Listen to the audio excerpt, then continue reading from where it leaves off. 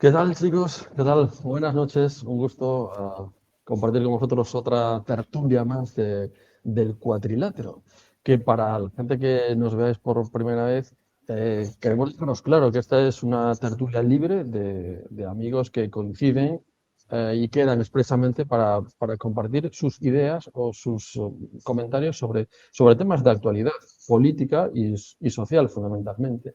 Y hoy tenemos entre nosotros a Jimena, que teníamos una invitada que hacía algún tiempo que no aparecía por aquí, o sea que Jimena nos va a hablar de una próxima grupo de conferencias que tenemos en la Universidad de Santiago de Compostela sobre la deriva de Europa.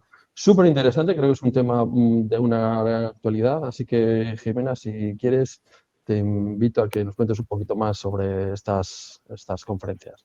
Muy bien, Pedro, muchas gracias. Bueno, lo primero, un placer volver a estar aquí en el cuadrilátero. Me disculpo ante la audiencia por mi larga ausencia y me disculpo también porque he vuelto única y exclusivamente para hablar de mi libro y no voy a volver nunca más. Eso, espero volver en algún momento. Spoiler. Sí, estamos... ¿El qué? Spoiler. Spoiler. Volverás, te lo aseguro. Volveremos. Nunca más ha sonado mal. Deberíamos cortarlo, volver a empezar a grabar sin el nunca más. No. Luego le metemos un pi. Lo podemos omitir. Bueno, nada, sí, estamos preparando desde la Junta Democrática de España, que bueno, muchos de los aquí presentes creo que la conocéis, por lo menos Carlos y Pedro, y muchos de los oyentes también la conocerán.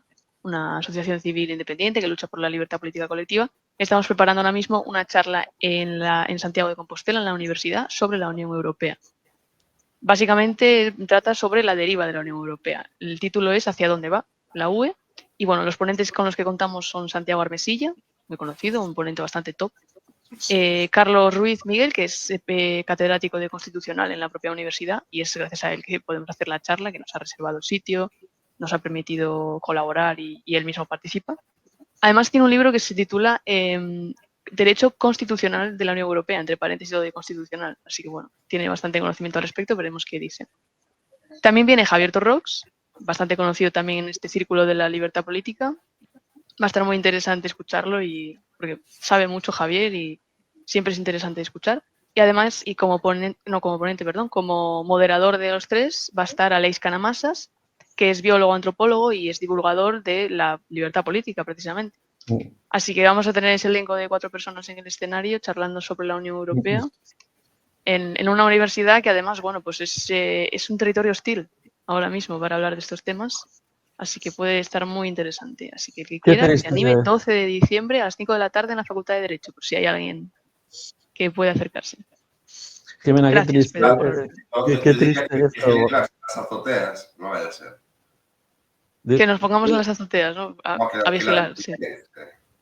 Quería decir que qué triste es esto de que es un territorio hostil, la universidad, ¿no? El centro del conocimiento, del saber, de la diversidad, de la apertura, ¿no? de mente, y resulta que es todo lo contrario. Es una tristeza importante, porque parece que en la universidad solo encajan determinadas ideologías y todo lo que no, pues queda un poco fuera. Y la verdad es que a mí solamente de imaginarme que se están formando las futuras élites de un país en esa corredera de miras, a mí particularmente me asusta. No sé vosotros cómo lo veis, pero me llama mucho la atención que la Universidad Española no me está diciendo que no aparezca ningún ranking de nada, ¿sabes? Porque con esa libertad... Claro, esas aguas, los lodos que tenemos. Ya, efectivamente. No hay nada de lo que sorprenderse. Es un tema muy interesante, porque yo creo que es de una profundidad importante esto del futuro de la Unión Europea. Yo particularmente, chicos, yo reconozco que he sido un europeísta convencido y a día de hoy tengo tantas dudas y soy tan crítico con tantas cosas que creo que estoy casi yéndome al lado contrario. Es decir, creo que la Unión Europea, si se hubiera quedado digamos, en la unidad económica, es decir, utilizar la misma moneda y esto de retirar las fronteras, el espacio único, yo creo que sería, no me hemos quedado en el mercado común europeo, yo creo que esto era suficiente. Es decir, no creo que que la cesión de soberanía y todo lo que ha venido después sea algo netamente mejor, como lo fue esa parte de mercado común, ¿no? Entonces creo que hasta ahí sí, pero ir profundizando en la pérdida de soberanía de los estados, yo creo que es un problema importante, en mi opinión. Y sobre todo que se está concentrando tanto el poder en determinadas esferas que el giro totalitario de la Unión Europea, pues, yo creo que lo tenemos ahí. Lo vemos en las normativas de control de absolutamente todo. Y el problema es que al haber cedido soberanía, las naciones, los miembros individuales, no tienen muchas capacidades de hacer nada. Y eso me preocupa, la verdad. No sé cómo lo veis vosotros. A mí, Pedro, me pasó como a ti. El problema yo lo veo diferente. El problema que veo yo son las personas que están representados en Bruselas. La Unión Europea se convirtió ya hace muchos años en un cementerio de elefantes. Aquellos que molestan el partido, aquellos que tienen que ser recompensados, es el perfil que se va para allí. O sea, el típico perfil de parásito de partido, parásito de la política. Mándalo por Unión Europea, hazle ahí un sitio, dale ahí una silla. Apárcalo con Europa. Efectivamente. Entonces, si mandamos a lo peor al máximo órgano de representación a nivel europeo, solo podemos esperar una cosa, que es lo peor. No hay más. ¿Qué hacen los que no saben gobernar? Regulan.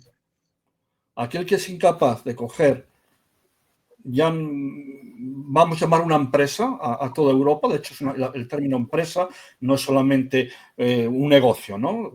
Vamos a coger la empresa europea. Aquel que, o sea, si en vez de tener este tipo de parásitos, tuviéramos gente que creyera en un proyecto europeo común que fuera para mejorar, digamos, el estado de la ciudadanía, ¿no?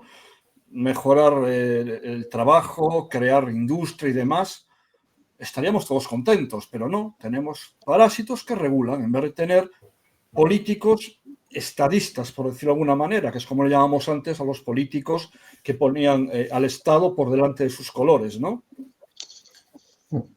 De aquello, como era, de aquellos polvos, estos lodos, no hay más, parásitos. A mí me da mucho miedo también una Comisión Europea que no ha sido elegida democráticamente y luego que está muy influenciada por tremendos lobbies. Es decir, hay por ahí documentales circulando donde ves que en el propio edificio de la Comisión Europea hay lobbies, hay empresas que tienen oficina propia dentro del edificio.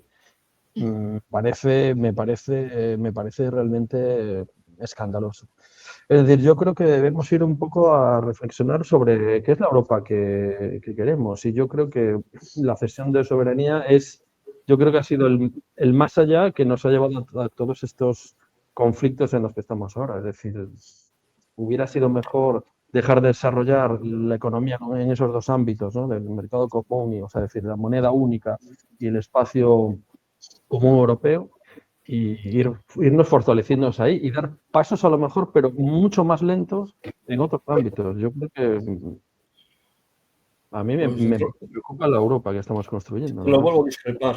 Te lo vuelvo a discrepar porque lo que tú me estás hablando es de naturaleza humana. Eso mismo que dices que pasa en Europa, pasa en el estado de cada país y pasa en cada ayuntamiento, donde hay una gran empresa que si quiere sacar un rédito al alcalde de turno, o lo consigue untándolo o por las malas, en plan que me llevo la empresa por otro lado. El problema es la condición de la persona. Esté en Europa, esté en un pueblo pequeño. Y el problema es que son políticos profesionales. Son políticos que se han criado y han nacido y se han desarrollado para la política. Carlos dice que no, yo digo que sí, pero a ver, Carlos, dime. Yo considero que las personas son personas. Quiero decir, a ese nivel estoy de acuerdo contigo. Y las personas, pues, donde hay poder y como sucede en la Unión Europea, poder limitado, pues imagínate, ¿no? Y ese es el problema radical.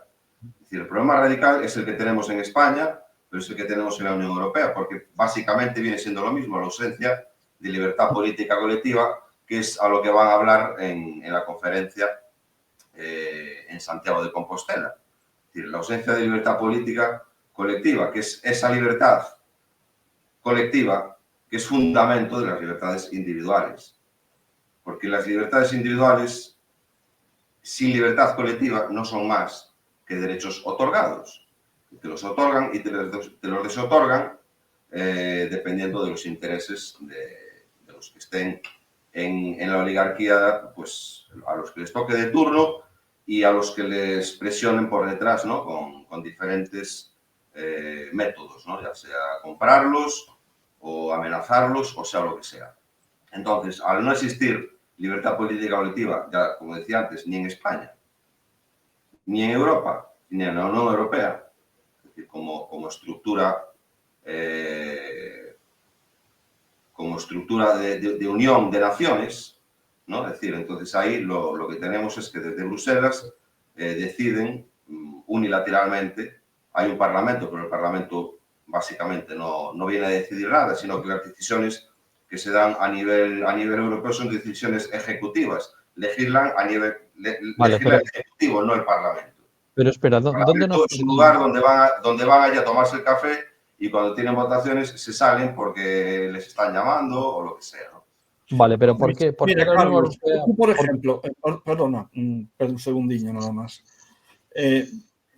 Tú enciendes la tele, coges la prensa todos los días y has visto que desde la Unión Europea alguien haya dicho, vamos a crear unas políticas para generar industria en este sector y en el otro y vamos a ocuparnos de esta precariedad entre la población europea. No, lo único que escuchas es, vamos a regular esto, vamos a regular lo otro, vamos a regular aquello. Pero lo que sí vemos, lo que sí vemos, Antón, son ese tipo de decisiones, pero para lo contrario.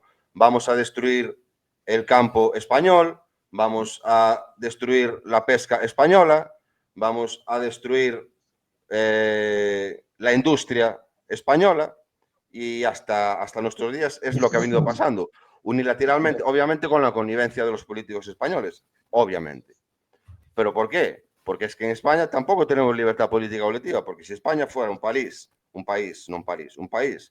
en donde la libertad política fuera fundamento, la libertad política colectiva fuera fundamento de las libertades políticas individuales, otro gallo nos cantaría. Por supuesto que sí. Vale, pero, yo creo que esto, Carlos, tiene que ver realmente con lo que hablaba Antones, de la ausencia de un método de control o de un sistema de control. Porque lo que dice Antón de las fallas personales, ¿no? De que hay personas que no están dispuestas a hacer esto, sino que hacen lo contrario y demás. Y lo que señalas tú es que el problema está en que no hay un sistema que controle que esas personas no pueden hacer lo que les da la gana y que por el contrario se dediquen a legislar vamos a decir, por ser benevolentes, legislar en favor de la ciudadanía. Y yo a este respecto también quiero añadir que el otro día estuve en una charla aquí en Coruña sobre la Unión Europea también, coincidió así. Hablaba un señor, José Francisco Queiruga o algo así, que bueno, es funcionario, es conocido, o sea, es una persona muy eminente, su figura intelectual. Y una de las cosas, bueno, le explicaba bastante interesante, sobre todo para entender para una persona como yo la historia un poco de la Unión Europea, ¿no? Cómo se formó y cómo fue evolucionando hacia lo que tenemos hoy en día. Y yo le pregunté dónde quedaba la soberanía nacional, ¿no? En todo eso. Y me vino a decir que eso era un debate que no tenía lugar porque realmente la Unión Europea es algo en lo que estamos de manera voluntaria y que los países realmente, a excepción de las normativas europeas, ¿no? Que podemos negarnos a las directivas europeas y que podemos hacer, en último término, pues como el Brexit. Evidentemente no le dije nada, pero la realidad es que esto no es algo a lo que debamos tampoco caer en este engaño, ¿no? Realmente, como bien dice Carlos, España no es un país democrático, no tenemos libertad política colectiva. Por lo tanto, por mucho que los españoles queramos enfrentarnos a la Unión Europea y salirnos de ella, no podemos, porque no tenemos una manera de vehicular los intereses como pueblo de que la Unión Europea deje de machacarnos y de utilizarnos como quieran, porque no existe libertad política y no existe un método de control. ¿Pero quién ha votado estar en la Unión Europea? No, claro. Estamos en una organización que está cambiando las vidas de millones de personas y no se ha votado esto. Es decir, sí, hubo un referéndum para entrar en la OTAN, pero en la Unión Europea nadie ha hecho un plebiscito para decir Unión Europea sí o no. Entonces me parece alucinante y sobre todo no sé en qué momento la Unión Europea dejó de ser, como decía, un ámbito, un espacio europeo económico a ser una cosa política. Es decir, para mí son cosas distintas. ¿Y por qué en ese momento, en vez de ser un club económico donde nos vendemos mercancías y dejamos libre tránsito de personas, por qué se ha convertido en una cesión de soberanía? No es ese punto donde se ha perdido el rumbo, porque creo que funcionaba perfectamente como club económico, pero funciona pésimamente como asociación, digamos, política. O sea, como somos un federación. club político. A ver, yo no estoy radicalmente en contra de lo que es la federación. A mí se me ocurre una pequeña vacuna para que la apuntes en mi lista de cómo sería la política si tú mandaras.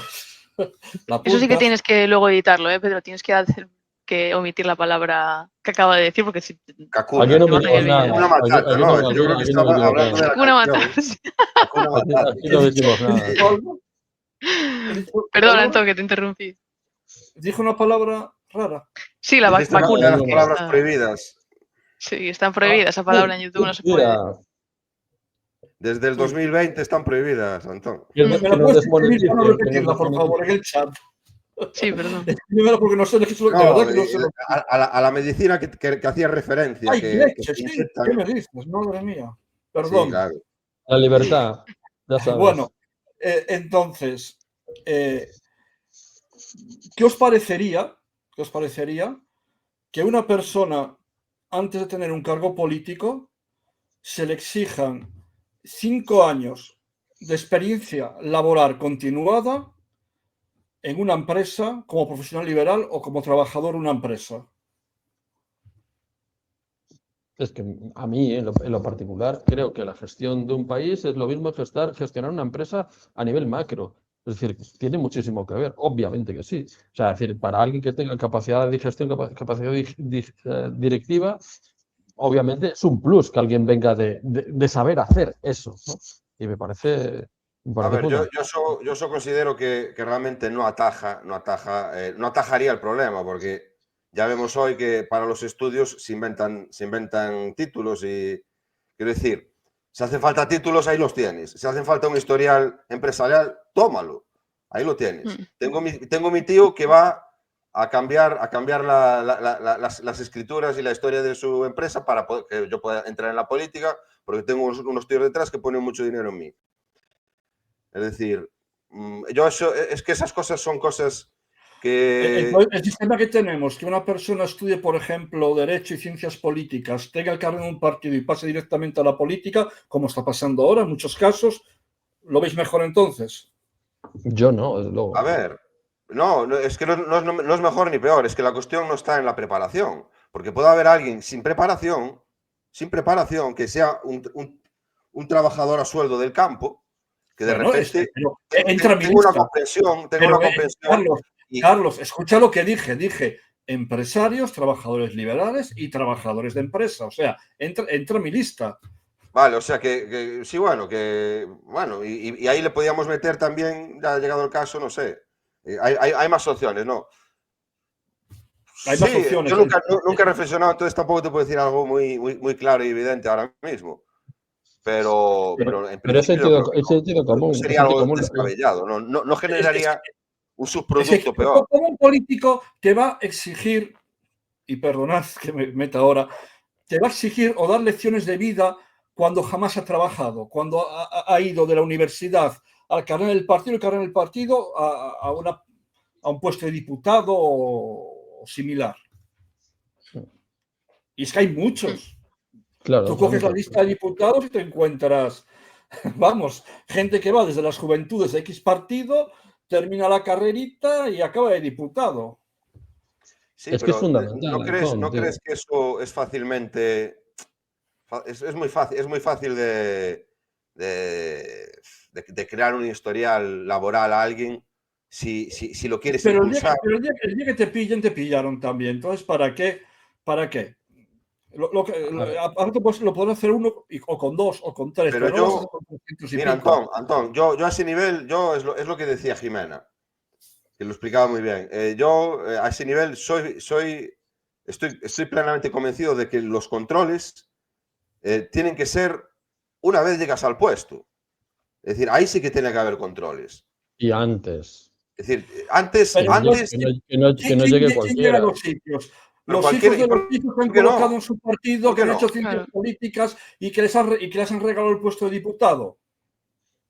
Pero el puesto de diputado te lo tiene que regalar el ciudadano. Ese es el problema. Es decir, yo creo que apuntar ahí... El ciudadano no elige. El ciudadano vota una lista que está puede llegar uno con un historial de la leche y de repente, como convence, vence, y cuando llega al puesto, hace lo que quiere, y ahí pues te das cuenta de que no puedes hacer nada en contra de ese hacer lo que quiere. Que el pueblo está todo de manos y ese que ha llegado, de lo que se preocupa es de cuidar a los que le votan y de dar patadas a los que no le votan para ver si cambian de voto. Porque puede hacerlo, porque lo estamos viendo. Es decir, las jugarretas a la Madrid de Ayuso, o podríamos hablar de Valencia, A ver, o podríamos Carlos, hablar de otros casos. Final, la política es administrar los recursos de las personas y gestionar los gastos. Al final tiene mucho que ver con dirigir una organización, una empresa, claro que sí. Tienes unos ingresos, tienes unos gastos. Eso lo hace un padre de familia también. Claro, efectivamente, tiene sentido común, pero alguien que no tiene ni puñetera idea de administrar nada en su vida. Claro, pero el padre de familia ha tenido que trabajar para alimentar a la familia, por lo cual está en el rango que yo he dicho. Es que al final vais a mi rango todos cuando dais la vuelta al tema. Vale, yo no he dicho, yo no he dicho que fuera solo el trabajador de una empresa, sino que fuera. Yo lo que puedo decir es que fue una persona que tuviera que levantarse por las mañanas y que le salieran callos, por decirlo de alguna manera, a las manos. Que puede ser callos intelectuales también, vamos a ver. Claro, porque es que a lo mejor alguien es un honesto estudiante y tiene verdaderas capacidades. Vale, tú quieres que esté 5 años como mínimo trabajando. Pero ahí está. Si las tiene, que las demuestre. Y una vez demostradas, se le deja pasar para la política. Bueno, vale, puede ser un... Sí, vale, podría ser aceptable, ¿por qué no? Pero quiero decir que esas son cuestiones menores. Yo lo que quiero dejar claro es que son cuestiones menores en comparación... No menores porque las digas tú, Antón, sino menores porque en comparación con lo que es los controles a nivel formal que realmente capacitan a un sistema a ser una democracia formal, es decir, ahí está la clave de todo. Pero una ahí cosa está no la clave la otra. Fundamental. Una cosa no quita la otra. Yo no digo que se haga una cosa para no hacer la otra. Y yo pienso que también, si banalizamos todo, ¿qué esperamos? No estoy banalizando, no estoy banalizando, estoy diciendo... Hablo de forma general, Carlos, pero... Mira, tú a mí si tú dices eso, es una cosa menor, vale, empieza a decir que las cosas menores son cosas menores, solo nos fijamos en las mayores, al final las menores, que son las que apuntan las mayores, producen el efecto dominó. No, esto es como decir, pues que podemos hablar de impuestos también y cuántos impuestos deberían ser los adecuados para que un sistema económico de una nación no se meta palos en las ruedas a sí mismo. Claro, pero es que esos son temas de jugadas, eso es la jugada, ¿entiendes? Eso no va a ir en una constitución, lo mismo que lo que dices tú tampoco va a ir en una constitución. Hombre, no.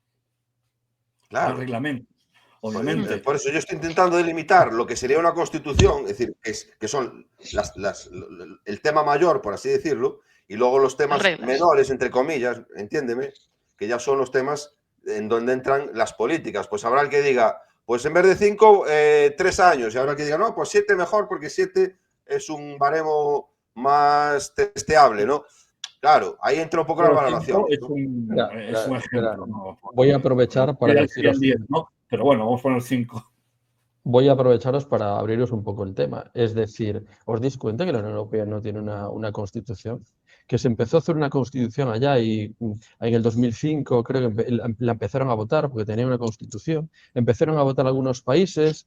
Portugal, España salió que sí, pero cuando empezó a votar Francia no, Holanda creo que también había dicho no. Al final se paró la votación. separó la votación de la Constitución. Al final hicieron ahí un mejunje entre ellos. Al final hicieron el Tratado de Lisboa, que ya no necesitamos una votación, una Constitución que nadie votara. Hicimos un Tratado de Lisboa y tal, y ya no fue necesario que Una transición, una transición la europea. gente. O sea, es decir, ni la nación española votó, tomó la decisión de entrar en la Unión Europea, y es que además la propia Unión Europea no tiene ni una constitución. O sea, me parece un gigante de papel. Es decir, me parece que peligrosamente estamos mirando hasta, digamos, a un Esa es la sistema palabra, peligrosamente. que no tiene nada que ver con Mira, Pedro, ya que hablas de peligrosamente, comparte esta imagen que tengo aquí abajo y así vemos lo peligroso que es. Compártela tú, porque No, yo está solamente compartida, pero tú la tienes que añadir vale, como vale. directo. Ahora vemos lo peligroso que es, ¿no? Es decir, esto, bueno, viene en inglés, No, pero para el que no sepa tradúcenos al inglés, español, que aquí no hablamos lenguas un corsas. profesor cristiano en irlandés llamado Enoch Burke, Enoch. sentenciado a cadena perpetua por transfobia, por decir que un niño no es una niña, sino que es un niño. Cadena perpetua. Pero eso es verdad, tío, cadena perpetua. Lo de Inglaterra es una cosa impresionante. Es No, no es Irlanda, Inglaterra, es todavía, Irlanda en claro. este caso. Ah, bueno, Irlanda es verdad. A mí lo que me da miedo es que haya sido en Irlanda.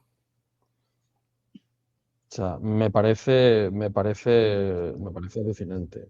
O sea, es que ya está. Yo cuando lo vi por primera vez dije, no, esto no puede ser correcto, o la información está incompleta o algo así, pero cadena perpetua. De verdad nos estamos volviendo Es una locos. barbaridad.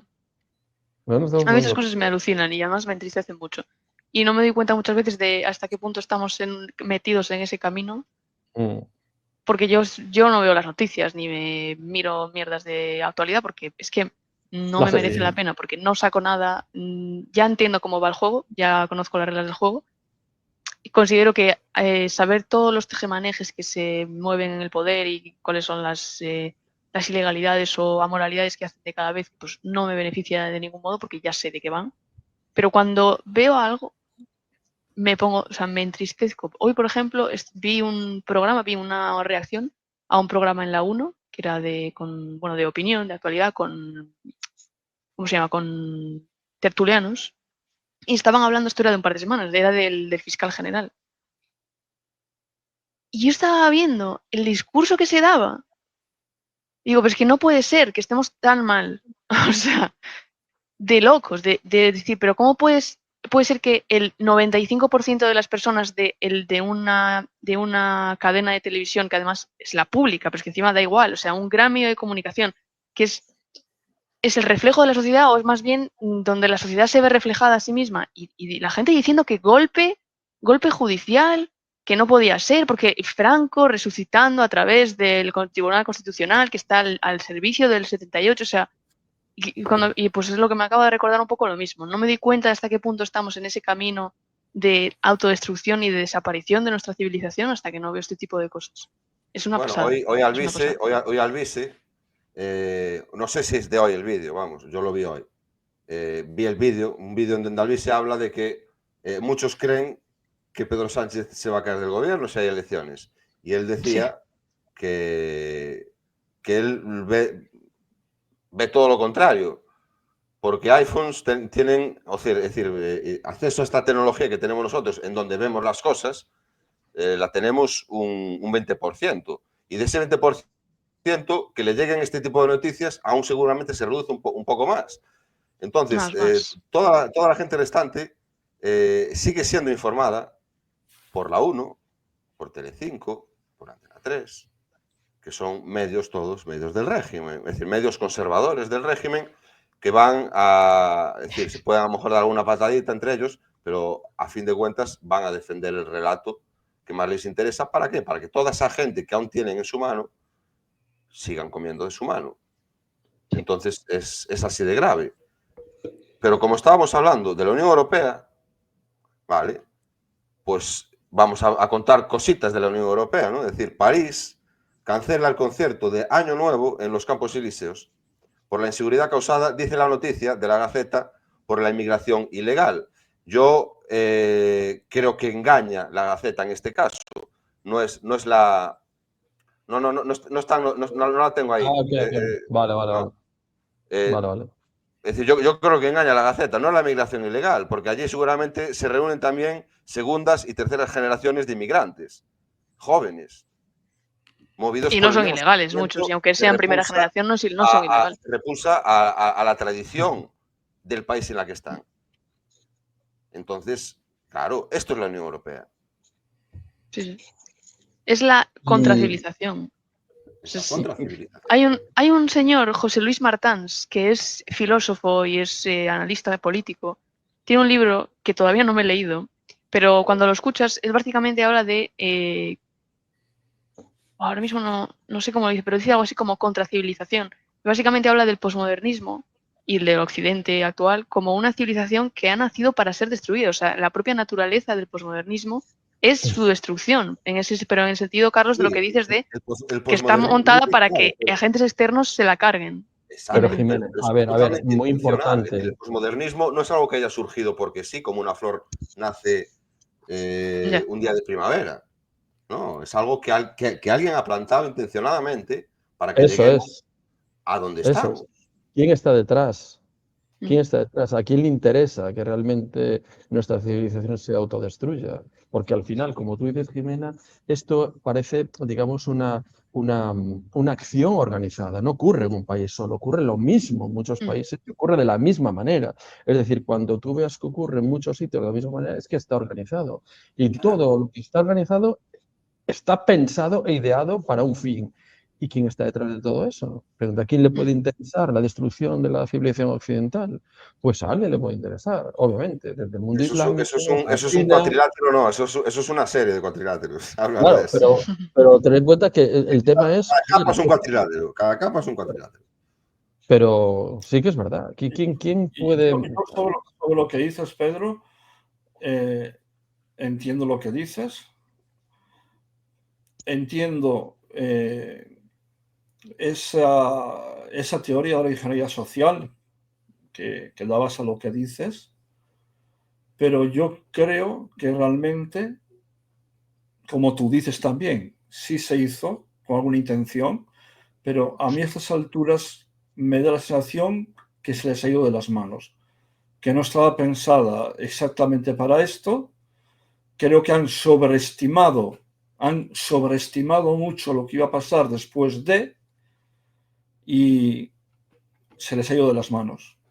O sea, no digo que no tenga razón hasta cierto punto, pero en un punto yo creo que ya no hay interés, sino que ya se les ha ido de las manos y que no se va a corregir. No estoy de acuerdo con que se le haya ido de las manos. Mira, precisamente con esto que está pasando de la fiebre porcina, que nos vienen a contar que es un jabalí que se ha comido un bocadillo en mal estado. Imagínate. El jabalí debía de ir borracho a casa, debía de volver borracho a casa, se encontró el bocadillo y se lo comió. Y le apeteció, claro. Pero lo que sucede es que justo cerca de donde estaba el jabalí tirado hay un centro veterinario de investigación y investigan con la fiebre porcina. No, a ver, es similar a lo que pasó hace unos cuantos años, allá por China, cerca de Wuhan, y que le echaron la culpa a un murciélago, pero que había unos laboratorios a aparecer en Wuhan y toda la pesca, ¿no? Entonces, claro, es decir, que vuelven a tropezar en la misma piedra, casi exacta. No sé yo. Pues a lo mejor ir preparando la despensa, no vaya a ser. Y ir comprando papel higiénico. Papel higiénico. La puta del papel higiénico es que tienes que tenerlo aireado, porque si no se pudre. Ojo a esto, truquito para... La siguiente apuesta. ¿Quién quiere apostar aquí con que la historia de los jabalíes va a acabar trascendiendo a granjas y va a acabar con la intención de acabar con la cabaña porcina? ¿Cuál es la intención final? Claro. Fijaros. Es clarísimo. Es que te cargas el sistema primario. La gripe aviar, fuera con las gallinas, al final hay una intención coordinada a destruir la explotación agropecuaria para Mira, sustituir con algo. Yo estoy tan en contra de lo que decía Antón, de que se han pasado de rosca, que yo creo que llegan tarde. Y como llegan tarde, sus planes quinquenales, porque esto es puro comunismo, sus planes quinquenales ya no los han hecho quinquenales, entonces los van lanzando año a año. Porque está un tal Trump por ahí que les viene dando patadas. Yo, Carlos, en la base no discrepo con vosotros. Yo lo único que digo que yo creo que se les ha ido de las manos. Yo creo que pensaban que el relevo venido del Islam iban a ser corderitos como lo éramos nosotros, y de corderitos nada. Han metido lobo. No pueden ser tan estúpidos. O sí. Vamos a ver, Carlos. Espérate, tú mira a Macron y tú crees que Macron es estúpido. Espérate solo un segundo, ¿vale? Pero estúpido, ¿no? Espérate un segundo. Vamos a hacer un viaje en el tiempo. Vamos a ir a los maravillosos años 80, ¿vale? Con aquellas películas de Top Gun que teníamos y demás. Y Lawrence de Arabia mucho antes de ella y demás. ¿Qué imagen teníamos de los musulmanes? En general, en Europa, no teníamos la imagen que tenemos ahora. Eran unos señores que nos quedaban muy lejos, que tenían una cultura, efectivamente, con la que nosotros no casábamos, pero como estaban muy lejos, podían hacer sus tonterías, que no pasaba nada. Vale, ¿no? Y era como los veíamos los 80. Yo no conocía ningún moro, ningún musulmán, hasta ahora que los tengo hasta la sopa. Claro. Y no son unos señores que viven muy lejos, son muy exóticos, ¿no? Son unos señores pregúntales a los iraníes. Pregúntales a los iraníes de allá por los 70 o los 60. Pregunta. Qué bien estaban. Qué libres eran. Pero no, yo no te voy a preguntar qué pasaba allí, sino como lo veíamos desde aquí. Sí, claro, pero es que eso es un tema de cercanía. Lo has dicho muy bien. Claro. Estaban muy lejos de nosotros. ¿Quién es? A saber. Claro. Pues digo, para mí se les ha ido de las manos y lo van a pagar muy caro. Y lo van a pagar muy caro a todos los colaboracionistas, que van a ser los primeros en caer de las grúas. De hecho, yo siempre lo dije, el día que empiecen a tirar gente de las grúas, yo voy a coger mis pipas Facundo, las del Toro, y me voy a poner debajo de las grúas a correr pipas, y cada vez que tiren a uno, levantaré el dedo y diré, lo dije. Total, yo soy un hombre blanco. Yo para defender mi opinión de que todo está organizado, todo está coordinado a nivel supranacional, lo ves, por lo menos yo lo veo claramente en Pedro Sánchez. Pedro Sánchez, primero, una persona que nunca lleva un pin de su nación, siempre lleva un pin de la Agenda 2030. Para mí, personal, es una persona que no está al servicio de la nación. Está al servicio de intereses que no conocemos supranacionales.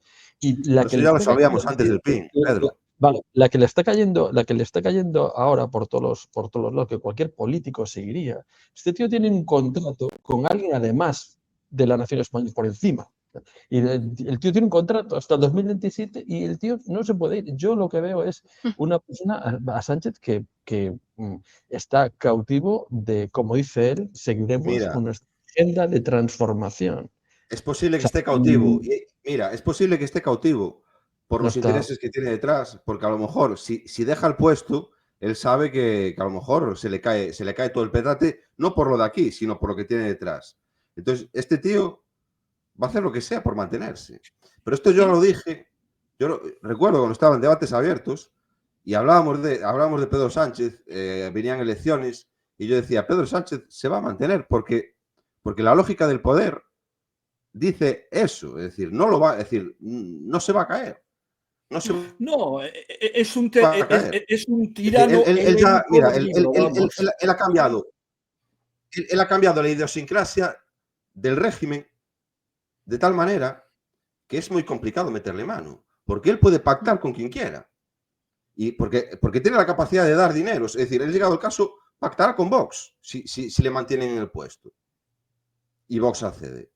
Le dará igual y lo acabará vendiendo a las charos de turno y las charos irán con una bandera roja y verde y diciendo que bien, ¿sabes? Claro. No, pero es que además va a ser más sencillo, como que es mejor pactar con ellos para seguir yo en el gobierno que no dejarles gobernar. Exacto. Ya está. Pero es que con esa mierda de argumento la cantidad de gente que dirá, joder, respiro tranquilo, menos mal que está Pedro. Es que es ridículo. Está ahí para pero sí tiene razón, tiene la capacidad de hacer eso y puede el hacerlo. gobierno. Claro, porque Pedro Sánchez, pero a ver, es que Pedro, yo también lo he dicho muchas veces ya, Pedro Sánchez es, después de Rajoy, que fue el último que ha tenido una mayoría absoluta, y luego ya vinieron esas, ya se vio la tendencia que era prácticamente imposible conseguir mayoría absoluta. Y era prácticamente conseguir gobierno solo con un pacto, o con dos. Y Pedro Sánchez fue el primero que dijo, aquí hay que pactar con todo lo necesario. Y hasta ahora, la llamada derecha de España no se atreve a hacer eso. Entonces no hay quien le quite el gobierno. Vox está que si no sé qué, que si no sé, que si díxome, que díxome con Albici. O sea, lo bloquea. ¿A dónde vais? Mira, Carlos, yo diré una cosa.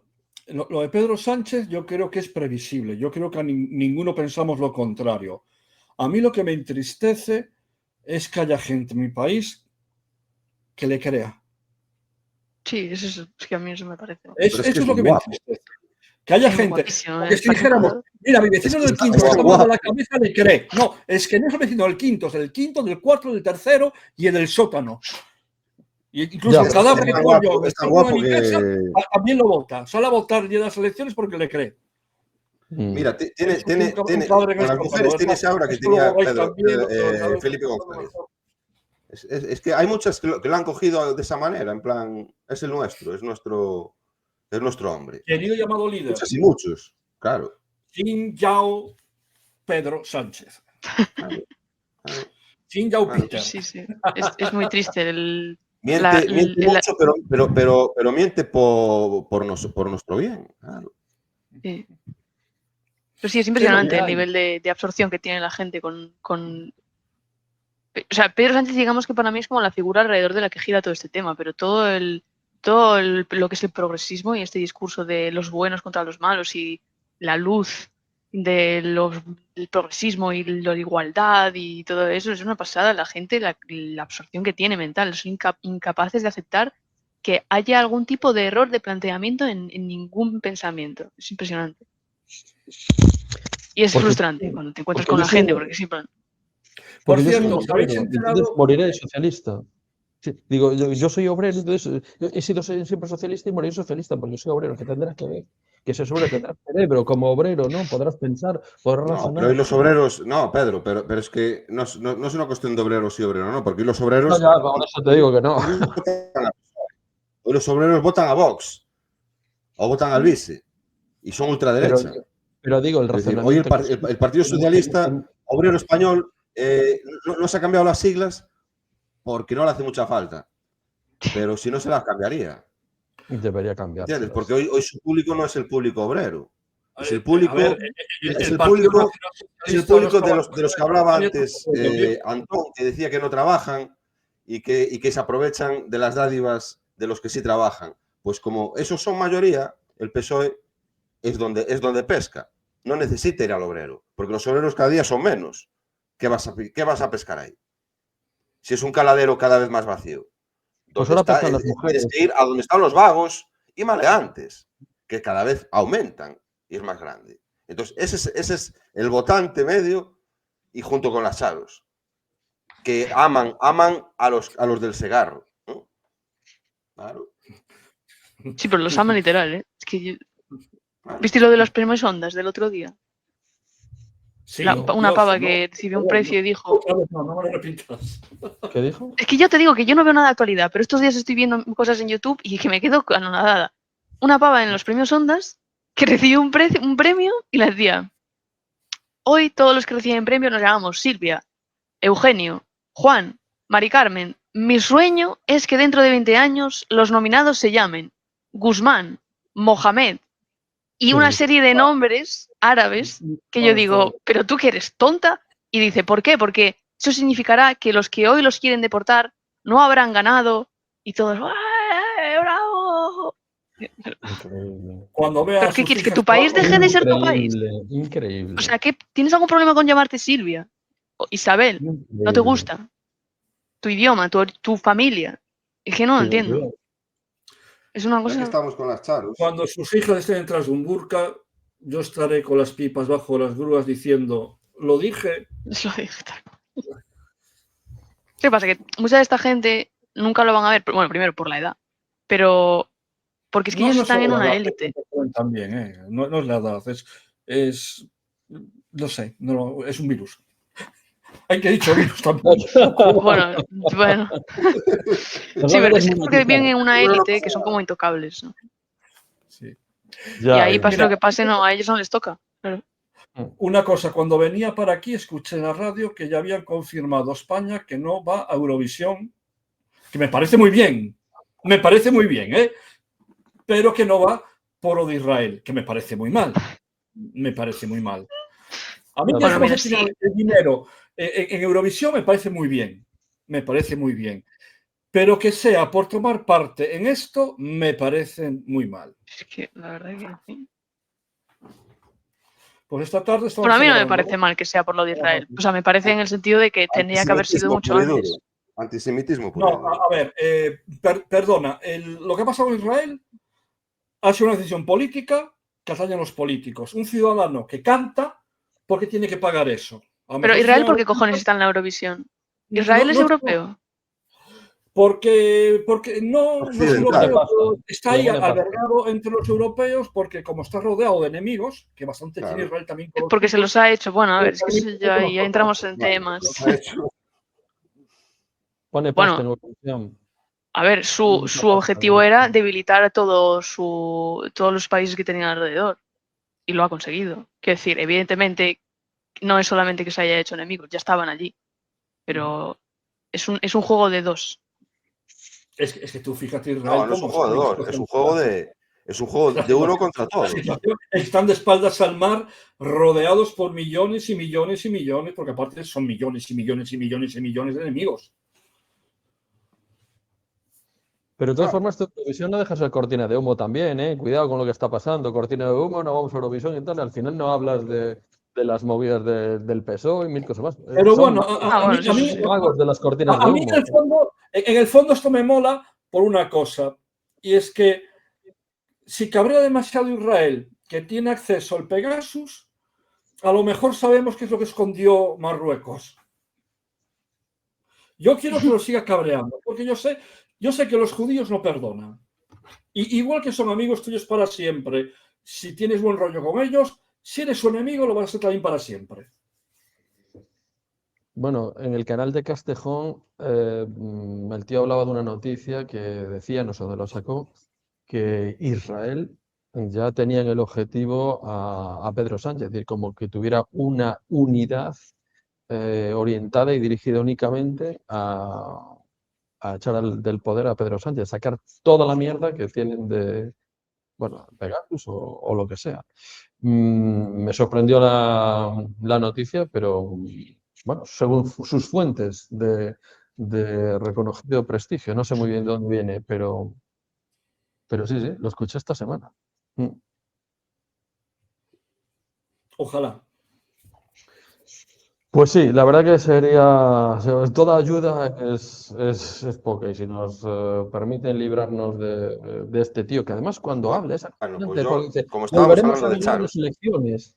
Es decir, cuando no se escucha a Pedro Sánchez decir, porque lo hicimos una vez y volveremos a ganar las elecciones. Tío, no has ganado ninguna elección. No has sido la opción más votada en una elección. Y si en vez el tío habla, volveremos a ganar. No has ganado, tío. No has ganado. No sé. Sí, pero la gente se lo cree, es la manipulación del lenguaje, lo dices una y otra vez y se vuelve de verdad. Es importante. La última digievolución del votante del PSOE. La última digievolución. Digievolución. Verás. Pedro, comparte esta pestañita que tenemos ahí. Voy.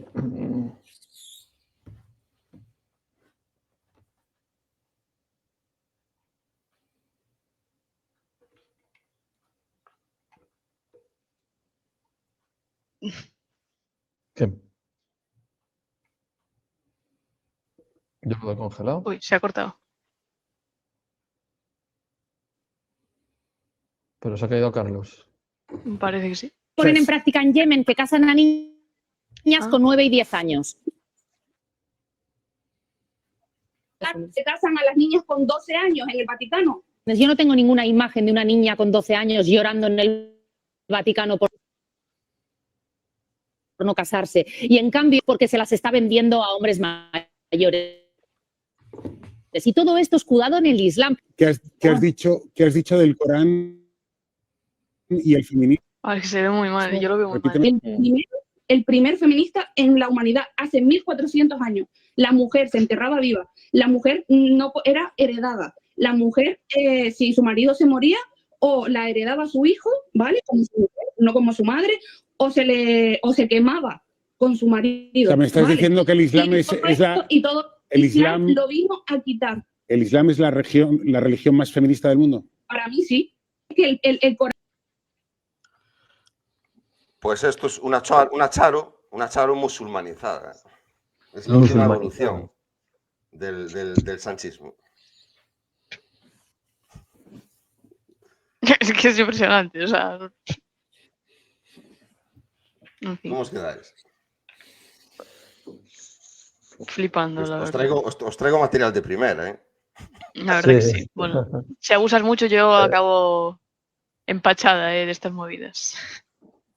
Sí, yo... A ver, esto no es más que a ver, lo que demuestra hasta qué punto llega la política del régimen español, ¿no? Es decir, una tía que es medio analfabeta, que a saber con quién está para tener este tipo de ideas, pues es punta de lanza de la propaganda del gobierno a este nivel.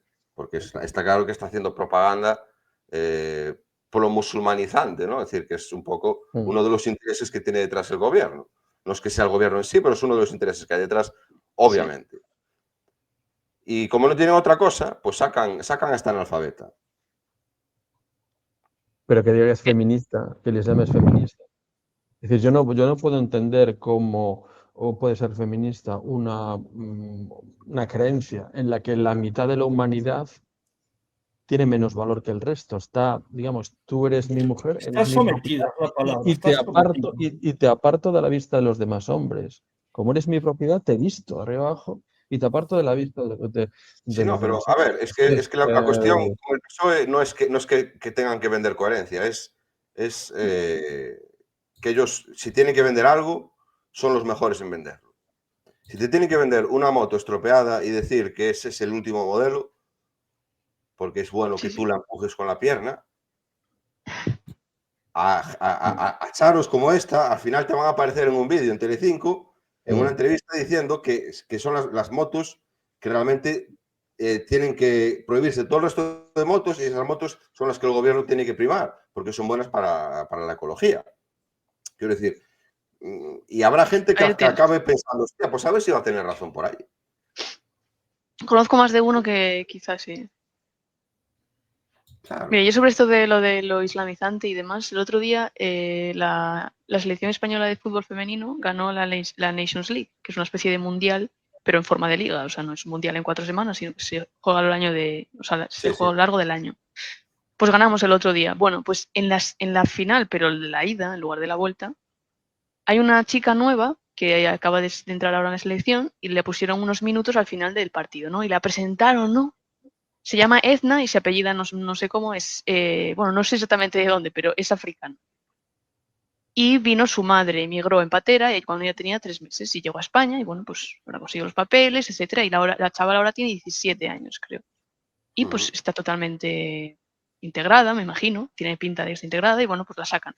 Y el discurso, Edna, que ha tenido una infancia durísima, que llegó con 3 meses, además así, ¿eh? No lo cuentan como diciendo, no, lo cuentan así, que llegó con 3 meses en patera, su madre la cuidó contra todo, no sé qué, bla, bla, bla. Que no hizo nada Edna en el partido, la sacaron en los últimos 10 minutos. Bueno, pues en el siguiente partido, una compañera que se llama Vicky López, que tiene 19 años, y es un portento futbolístico, es una pasada esa chavala, es negra también, pero claro, se llama Vicky López, y no vino en patera. Entonces no vale. Vicky López marcó un golazo que te cagas, con 19 años, o sea, su segundo año en la selección, creo.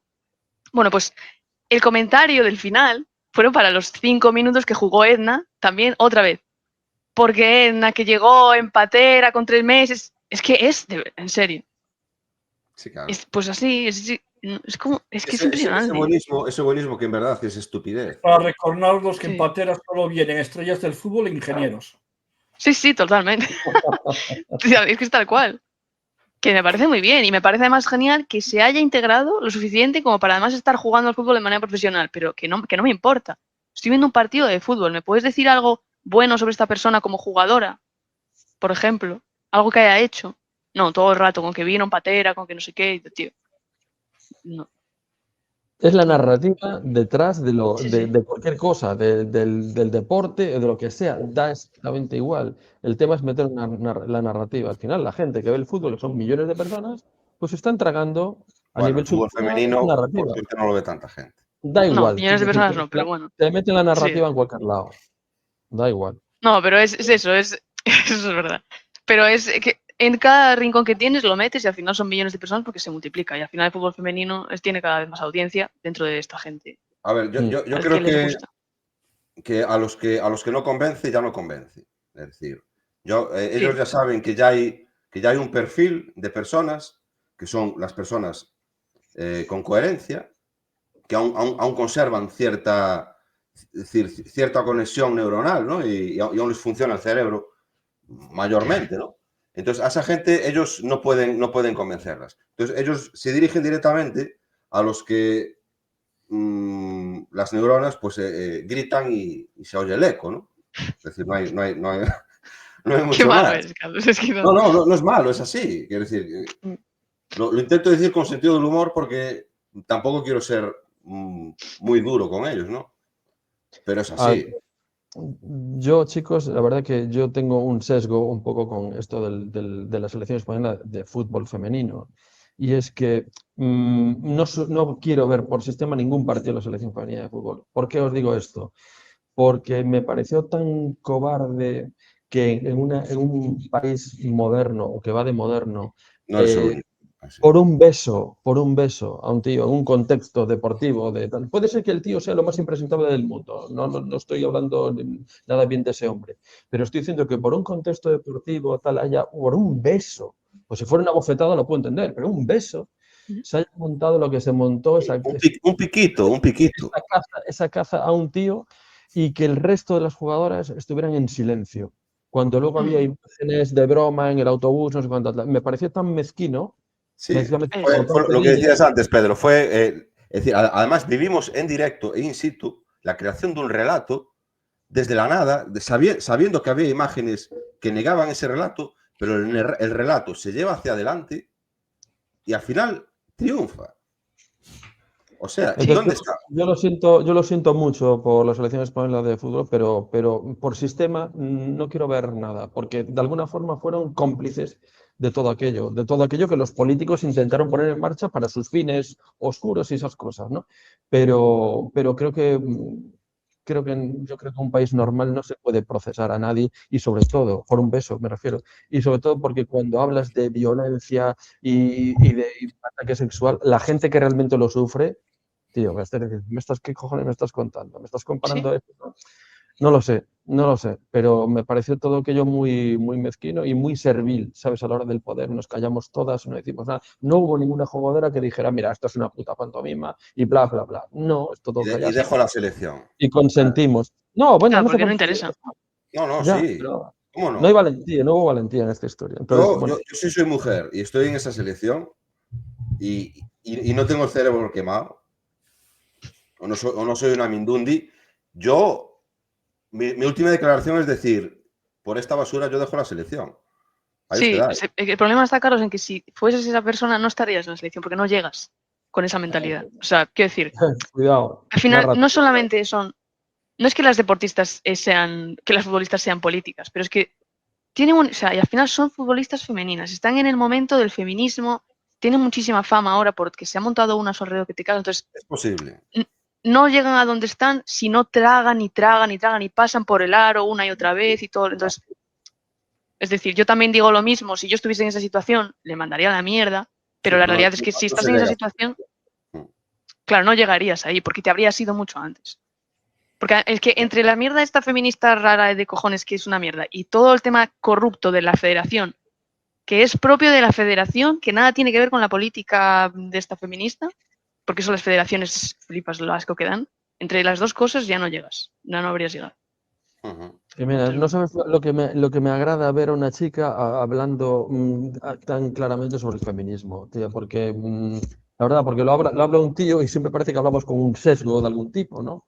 Pero cuando una chica habla de esto es como, joder, pues, sabes, lo racional no tiene nada que ver con... No somos tan monstruos. Claro, es decir, ¿sabes? No, es que es una chorrada eso. Yo creo que hace 20 años el 90% de la población se consideraba feminista. De hombres y de mujeres, el 90%. Hace 20 años. Luego empezó con lo que empezó. Cruzó una delgada línea roja. Mira. Y ahora ves números de que hay un 45% de jóvenes que ya no se consideran feministas cuando antes eran el 90 o incluso el 100, hace 20 años. Porque ya vimos el fin último del plan. Vimos el fin último del plan. Pues mira, esto es lo mismo que con la musulmanización, ¿no? de los países de Occidente. Primero, te muestran la cara amable. Es decir, esto pasó con el feminismo también. Primero, esto es gradual. Es gradual. Es que es exactamente lo mismo. Con el feminismo, al principio, sí, vale. ¿Por qué no voy a estar de acuerdo con que la mujer tenga los mismos derechos que el hombre a nivel legal, ¿no? Es decir, que pueda comprar con su tarjeta, tal y cual. Eso es lógico. Pero es que eso no para ahí. Si parara ahí, bien. Pero es que no para ahí. Pues con los musulmanes es lo mismo. Tú puedes tener amigos musulmanes que son gente estupenda, gente entrañable, que son tus amigos, pero en el momento que el colectivo musulmán sea mayoría, tú vas a ser denostado a nivel legal. Porque a nivel de colectivo es lo que van a hacer. Y los que son los lobos dentro del Islam se van a poner a comandar a ese colectivo que de repente se ha hecho con la mayoría en ese país. Y hablábamos antes de Irán en los años 70. Pues será algo así. Hasta ahora ya estamos viendo la patita. Ya vemos que se prohíben cosas aquí, se prohíben cosas allá. ¿Para qué? Pues para que no haya polémicas y para que no haya enzarzamientos. Pero es que la cosa va a seguir adelante. Y porque es una agenda, una agenda de tipo comunista. Y en este sentido, la desintegración de las naciones, el internacionalismo busca la desintegración de las naciones y la desintegración de las naciones la están implementando a través de las políticas LGTBI y de la inmigración masiva. Y ya está. Y te pueden decir, es que eres un homófobo. No, te estoy explicando lo que está pasando. Punto final. Si lo quieres ver, lo ves. Si no lo ves, no lo ves. Pero es división social. División y debilitamiento. No es división, es neutralización. No es la división, es la neutralización del grupo autóctono mayoritario. Reducirlo.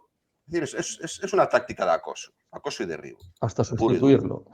Hasta hacerlo insignificante. Entonces, cuando sea insignificante, de ahí pasarán 100 años y entonces, pues sí, se verán que están haciendo genocidios en Nigeria, que están haciendo genocidios en Sudán, que claro, se verán todas estas cosas. Claro. Es así. Pues Carlos, si quieres lo dejamos ahí con tu última palabra, cierras tú el cuatrilátero de hoy, así que chicos, pues un gusto. Espero que no venga la policía y que me meta en la cárcel por cadena perpetua. Bueno, claro, tú estás allí. Cuidado, es verdad.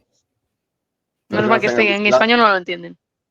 Ya. No, pero es que hoy en día con las inteligencias artificiales rápidamente te implementan un algoritmo que te lo lee y se lo envía a la gente de turno, ¿no? Puede ser. Chicos, lo dejamos aquí, si queréis. Sí. Continuamos la próxima semana con más temas y de actualidad. Así que y Jimena, esperamos que no sea tu última vez, que no sea un nunca más, sino sea un hasta luego. Será un hasta luego, me lo he pasado bien hoy, he estado bien. Claro, tienes que venir. Nunca digas nunca jamás. No, volveré. Chao, chicos. Muchas gracias por tenerme otra vez y un placer volver a veros. Por Un placer, favor. chicos. Chao. Un honor. Un abrazo, chao. Chao. Chao.